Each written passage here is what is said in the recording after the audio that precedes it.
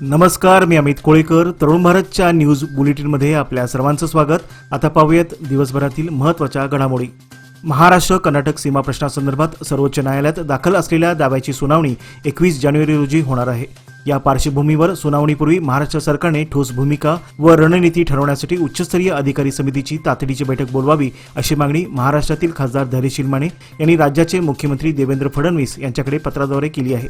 काही दिवसापूर्वी मध्यवर्ती महाराष्ट्र एकीकरण समितीने मुख्यमंत्री तसेच सीमा समन्वयक मंत्री, तज्ज्ञ व उच्च अधिकारी यांची संयुक्त बैठक घेण्याची मागणी केली होती. या मागणीला पाठिंबा देत खासदार माने यांनी मुख्यमंत्र्यांना स्वतंत्र पत्र पाठवून सीमा प्रश्नावर महाराष्ट्र सरकारने गांभीर्याने लक्ष घालावे आणि सुनावणीपूर्वी समन्वयित व प्रभावी रणनीती आखावी अशी अपेक्षा व्यक्त केली आहे. सीमा प्रश्न हा महाराष्ट्राच्या अस्मितेशी आणि लाखो मराठी भाषिकांच्या हक्कांशी संबंधित असल्याने सर्वोच्च न्यायालयातील सुनावणीपूर्वी सरकारने आवश्यक तयारी करून ठोस भूमिका मांडणे गरजेचे असल्याचे खासदार माने यांनी पत्रात नमूद केले आहे. भंडाऱ्याची अखंड उधळण आणि उदगाई उदचा अखंड गजर करत 5 लाखाहून अधिक भाविकांनी गेल्या 4 दिवसात शाकंभरी पौर्णिमेनिमित्त सौदत्ती येथील श्री रेणुका मातेचे दर्शन घेतले. यात्रेनिमित्त लाखो भाविक डोंगरावर दाखल झाल्यामुळे डोंगर गर्दीने फुलून गेला होता. आज शनिवारी यात्रेचा मुख्य दिवस असल्याने पारंपरिक पद्धतीने परड्या भरण्याचा कार्यक्रम पार पडला. देवीच्या दर्शनासाठी शाकंभरी पौर्णिमेनिमित्त गेल्या 4 दिवसापासून बेळगाव, खानापूर, चंदगड, चिक्कोडी, गोकाक, निप्पाणी, सांगली, कोल्हापूर आदी भागातील लाखो भाविक सौदत्ती डोंगरावर दाखल झाले आहेत. भाविकांच्या सुविधेसाठी विविध आगारातून सोडलेल्या बस, त्याचबरोबर इतर भागातूनही परिवहन मंडळाच्या बस व खासगी वाहनांनी भाविक मोठ्या संख्येने डोंगरावर दाखल झाल्याने दर्शनासाठी 5 ते 6 तास वाट पाहावी लागत आहे. आज यात्रेचा मुख्य दिवस असल्यामुळे पडल्या भरण्याच्या कार्यक्रमाला उपस्थित राहण्यासाठी शुक्रवारी सकाळपासूनच अनेक भागातील भाविक डोंगरावर अधिक संख्येने येण्यास सुरुवात झाली होती. बेळगाव शहरातील वाहतूक शिस्तबद्ध करण्यासाठी 3ऱ्या पश्चिम पोलीस स्थानकाच्या निर्मितीचा प्रस्ताव असून त्यात 1 पोलीस निरीक्षक व 4 उपनिरीक्षकांची नियुक्ती करण्यात येणार आहे अशी माहिती पोलीस आयुक्त भूषण बोरसे यांनी तरुण भारतला दिली. या स्थानकाच्या हद्दीत काकती, मारिहाळा व बागेवाडी परिसराचा समावेश असेल. वाहतूक कोंडी कमी करणे, एकेरी वाहतूक व्यवस्था लागू करणे तसेच फेरीवाले व रिक्षांसाठी ठराविक जागा निश्चित करण्यावर भर दिला जाणार आहे. उत्तर बेळगाव भागात 240 सीसीटीव्ही कॅमेरे व फेस रिकॉग्निशन प्रणाली लवकरच कार्यान्वित केली जाणार असल्याचेही त्यांनी यावेळी सांगितले. बेळगावचे नूतन जिल्हा पोलीस अधीक्षक के रामराजन यांनी सौदत्ती, नेसर्गी, मुरगोड व बैलहोंगल येथील पोलीस स्थानकाला भेट देत कामकाजाचा आढावा घेतला आणि अधिकाऱ्यांना आवश्यक त्या सूचना केल्या. पदभार स्वीकारल्यानंतर अवघ्या 2 दिवसातच त्यांनी या भेटी सुरू केल्या आहेत. जनतेला पोलिसांची नव्हे तर कायद्याची भीती वाटली पाहिजे असे मत व्यक्त करत अन्यायग्रस्तांनी थेट माझी भेट घ्यावी असे आवाहन त्यांनी केले आहे. जनतेचा विश्वास वाढविण्यासाठी नागरिकांशी सौजन्यपूर्ण व कायदेशीर वर्तन ठेवण्याचे निर्देश त्यांनी यावेळी अधिकाऱ्यांना दिले. बेळगावसह सीमा भागातील मराठी भाषिक नागरिकांवर कथित भाषिक अत्याचार होतात असा मुद्दा लक्ष वेधण्यासाठी महाराष्ट्र एकीकरण युवा समिती सीमा भाग यांच्या वतीने लोकसभा अध्यक्ष ओम बिर्ला यांना पत्र पाठवले आहे. पत्राद्वारे हातकणंगले लोकसभा मतदारसंघाचे खासदार धैर्यशील माने यांच्या बेळगाव जिल्ह्यातील प्रवेशावर घालण्यात आलेल्या निर्बंधाविरोधात योग्य कारवाई करण्याची मागणी करण्यात आली आहे. समितीच्या मते मराठी भाषिक समाज नेहमीच शांततामय आणि अहिंसक मार्गाने आपल्या हक्कांची मागणी करत असून सार्वजनिक सुव्यवस्थेला बाधा निर्माण करण्याचे कोणतेही उदाहरण नाही. काही कन्नड संघटनेच्या कारवाईमुळे तणाव निर्माण होतो आणि त्याचा परिणाम मराठी भाषिकांच्या वैध मागण्यावर होतो असा आरोप या पत्रात करण्यात आला आहे. लोकशाही, संवाद, अभिव्यक्ती स्वातंत्र्य आणि संविधानिक अधिकारावर प्रतिबंधक निर्माण होतो असेही या पत्रात नमूद करण्यात आले आहे.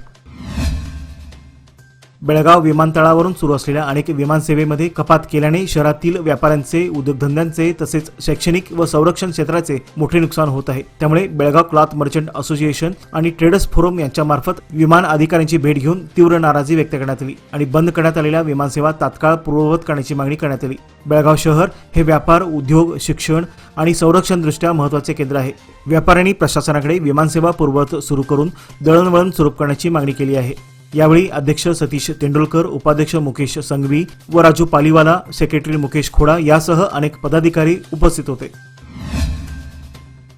सैनिकांच्या विविध समस्या सोडवण्यासाठी आपण कटिबद्ध असून केंद्र सरकारच्या विविध योजनांचा योग्य उपयोग करत आहोत असे प्रतिपादन खासदार प्रियांका जारकिहोळी यांनी केले. त्या तवंदी येथे आयोजित सैनिक भवनाच्या पायाभरणी समारंभात बोलत होत्या. कार्यक्रमाची सुरुवात मान्यवरांच्या हस्ते कुदळ पूजनाने करण्यात आली। यावेळी बोलताना खासदार जारकिहोळी म्हणाल्या, तवंदी येथे उभारण्यात येणाऱ्या सैनिक भवनासाठी 20 लाखाचा निधी मंजूर करण्यात आला असून सुरुवातीला 10 लाख रुपये वितरित करण्यात आले आहेत। उर्वरित निधीही लवकरच मिळवून दिला जाईल। निप्पाणी तालुक्यात पहिल्यांदाच सैनिक भवन उभारण्यात येत आहे, ही गर्वाची गोष्ट आहे। या प्रसंगी ग्रामस्थ, माजी सैनिक आणि विविध क्षेत्रातील मान्यवर मोठ्या संख्येने उपस्थित होते। पतंगाने मला काय शिकवलंय सांगू? वर जाता जाता दोर सुटू देऊ नका। थोडी तरी इन्व्हेस्टमेंट एफडी मध्ये नक्की करा, कारण एफडी आहे तर स्टडी आहे। लोकमान्य एफडी सोबत मिळवा best interest rate. Lokmanya FD आहे तर स्टडी आहे।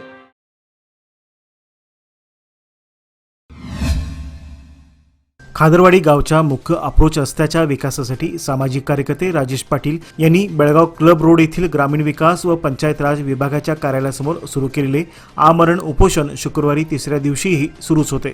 राष्ट्रीय महामार्ग क्रमांक 4 ते खादरवाडी गावापर्यंतचे रस्त्याचे काम गेल्या वर्षभरापासून प्रलंबित आहे। या मागणीसाठी गावकरी व शेतकऱ्यांचा पाठिंबा वाढत असून प्रशासनाकडून अद्याप कोणतेही ठोस आश्वासन मिळालेले नाही।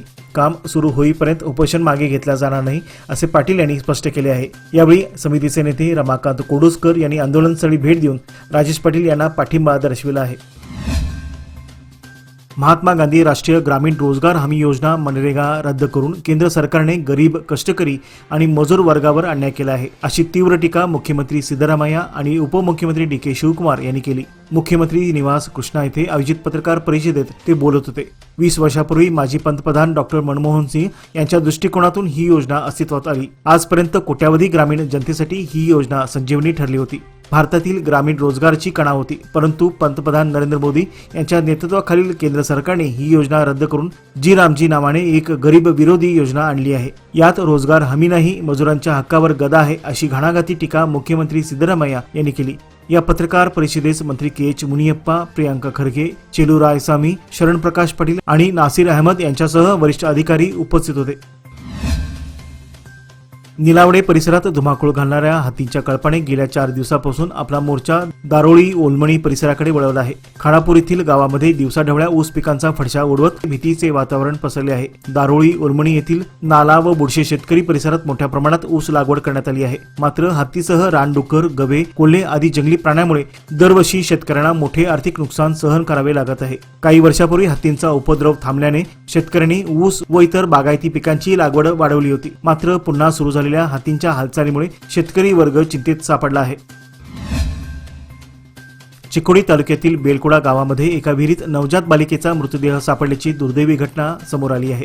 बेलकुडा गावातील रहिवासी मारुती बडिगेर हे आपल्या शेताजवळील विहिरीकडे गेले असता त्यांना विहिरीत बालिकेचा मृतदेह आढळून आला। तात्काळ पोलीस प्रशासनाला याची माहिती दिली। अग्निशमन दल व पोलीस दलाचे कर्मचारी घटनास्थळी दाखल झाले व मृतदेह बाहेर काढून बेळगाव जिल्हा रुग्णालयात शवविच्छेदनासाठी पाठवण्यात आला। आज शनिवार दिनांक 3 जानेवारी रोजी बेलकुडा गावात पोलिसांच्या उपस्थितीत नवजात बालिकेच्या मृतदेहावर अंत्यसंस्कार करण्यात आले। अंत्यसंस्कारावेळी चिकोडीचे एएसआय एम.एस. उगारे, ग्रामपंचायत पीडीओ अण्णाप्पा इतनाळे तसेच पोलीस कर्मचारी आनंद नियमगोडा, भरत लक्कण्णावर, महेश कोरवी आदी उपस्थित होते। या प्रकरणी चिकोडी पोलीस ठाण्यात गुन्हा दाखल करण्यात आला असून अधिक तपास सुरू करण्यात आला आहे। 3 मुलांची आई असलेल्या विवाहित महिलेच्या मागे लागलेल्या युवकास झाडाला बांधून महिलेच्या पतीने जबर मारहाण केल्याची घटना चिकोडी तालुक्यातील करोशी या गावात उघडकीस आली आहे। एकसंबा येथील अक्षय कलगटगी या युवकाचे करोशी येथील विवाहित महिलेशी गेल्या 4 वर्षापासून अनैतिक संबंध होते। संबंधित महिलेस 3 मुले असूनही युवक वेळोवेळी महिलेला भेटत असे। 2 दिवसापूर्वी रात्रीच्या वेळी महिलेकडून पुन्हा एकदा भेटीस बोलवण्यात आले होते। त्यानुसार युवक करोशीकडे जात असताना वाटेत महिलेचा पती आणि दिराने त्याला वाटेत थांबवत झाडाला बांधले व बेदम मारहाण केली। या मारहाणीत युवक गंभीर जखमी झाला असून त्याला तातडीने रुग्णालयात दाखल करण्यात आले आहे। या प्रकरणी चिकोडी पोलीस स्थानकात गुन्हा नोंदवण्यात आला असून पुढील तपास सुरू आहे। बेळगावातील वडरवाडी येथे जुन्या वादातून एका तरुणावर चाकू हल्ला झाल्याची घटना काल शुक्रवारी उशिरा घडली। या घटनेने परिसरात खळबळ उडाली असून जखमीला तातडीने रुग्णालयात दाखल करण्यात आले। जखमी तरुणाचे नाव अब्दुल साब मोकाशी, वय 40, राहणार वडरवाडी असे असून त्याच्या पोटावर चाकूने वार करण्यात आले आहेत। काही दिवसापूर्वी संबंधित व्यक्तीमध्ये झालेल्या वादावर तोडगा काढण्याचा प्रयत्न करण्यात आला होता, मात्र तरीही हल्ला झाला। जखमी अब्दुल साब याला उपचारासाठी सिव्हिल हॉस्पिटलमध्ये दाखल करण्यात आले असून त्याची प्रकृती चिंताजनक असल्याचे समजते। या घटनेबाबत माळमर्ती पोलीस स्थानकात रात्री उशिरापर्यंत एफआयआर नोंदवण्याची प्रक्रिया सुरूच होती। पोलिसांनी तपास सुरू केला असून हल्लेखोरांचा शोध घेतला जात आहे। म्हैसूर येथे कर्नाटक राज्य बॉडी बिल्डिंग संघटना व म्हैसूर जिल्हा शरीरसौष्ठव संघटनेच्या संयुक्त विद्यमाने आयोजित राज्यस्तरीय मिस्टर कन्नडिगा शरीरसौष्ठव स्पर्धेत उडपीच्या सूरज सिंगने मिस्टर कन्नडिगा हा मानाचा किताब पटकावला. बेंगळूरच्या कुमार के यांनी उपविजेतेपद तर दक्षिण कन्नडाच्या अश्विन सुजान यांनी दुसरे विजेतेपद पटकावले. या स्पर्धेत 20 जानेवारी रोजी होणाऱ्या मिस्टर सतीश शुगर स्पर्धेसाठी निवड चाचणी ही घेण्यात आली. बेळगावचे शरीरसौष्ठवपटू राजू मुचंडीकर, केतन भातकांडे, सूरज भंडारी, विशाल निलजकर, प्रताप कालकुंद्रीकर, बसाप्पा कोणकेरी, व्यंकटेश तहसीलदार, सुनील भातकांडे, प्रशांत कन्नूरकर, अमर गुरव, गजानन काकतीकर व विशाल चव्हाण यांनी विविध वजन गटात प्रभावी कामगिरी केली. या स्पर्धेसाठी आंतरराष्ट्रीय पंच अजित सिद्धनावर, जय नीलकंठ, उमा महेश, हेमंत हवळ, सुनील पवार, अनंत लंगरकांडे, आकाश हुलियार, सुनील राऊत, नागराज कोलकार व शंकर पिल्लई यांनी पंच म्हणून काम पाहिले. याचबरोबर आजचे बातमीपत्र येथे संपले. अधिक माहिती आणि ताज्या घडामोडीकरता पाहत रहा तरुण भारत न्यूज चॅनल. तसेच आमच्या चॅनलला लाईक, शेअर आणि सबस्क्राईब करायला विसरू नका. विश्वासार्ह बातम्यांसाठी दररोज वाचा दैनिक तरुण भारत. धन्यवाद.